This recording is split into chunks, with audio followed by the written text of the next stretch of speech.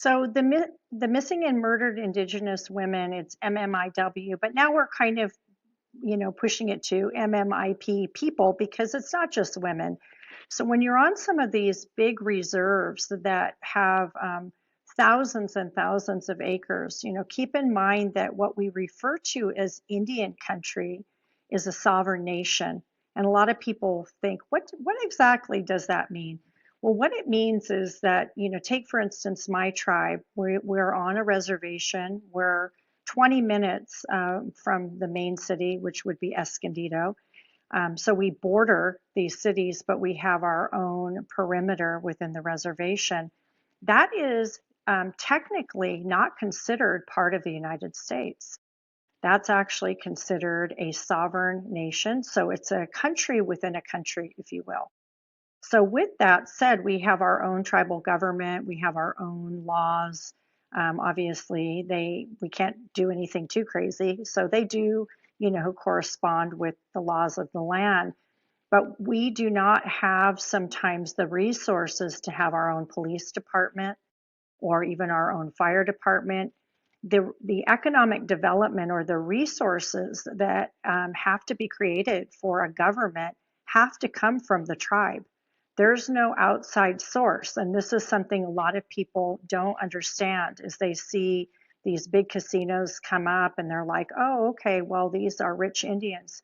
Well, not necessarily, maybe, but that economic resource is utilized primarily to fuel government, to pave streets, to do all of the things that a regular city does, to raise taxes. So some of these tribes, if they don't have any source of economic development, in other words, they don't have a casino or they don't have oil or agriculture or anything really to support them, if a woman or a person goes missing, there's no resources to go find them.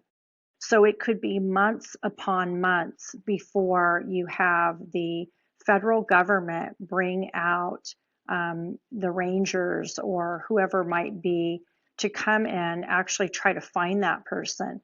And what happens is a lot of predators know this. So it's easy game for them to go and kidnap or, take hold of a Native person because they know that there's no resources to go look for them. It's very different than in the city. I mean, we've got Amber Alert. There's no Amber Alert in Indian country. So there's a really great need for private investigators, for education, also to just teach our young people how to be safe. I mean, the needs are above and beyond. Also, the statistics are way, way higher. I don't want to misquote them, but what I will say is that Indigenous people, especially on reservations, go missing at a much higher rate than anyone else in the United States. So we are very much behind that cause. And we also want to spread awareness because, if you have somebody in the city, let's just say San Diego, that goes missing, everybody is out looking for that person. In Indian country, you may not even hear about it. So there's a real need for that. Yeah, actually, I was aware of a lot of that again from my time spent in Montana that, there was that real issue that people would go missing and then there was just simply no one available to go for on these manhunts, to figure out what happened. That was one of the questions I had is like, well, why is that? Why doesn't the government step in?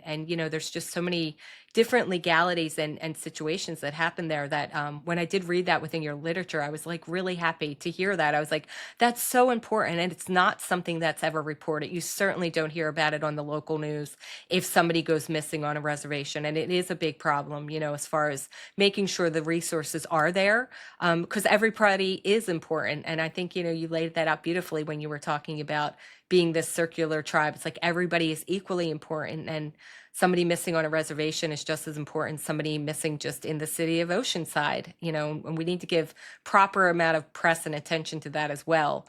So, with programs like that, I'm hoping that we will start to see a little bit of balancing out of resources, as best we can.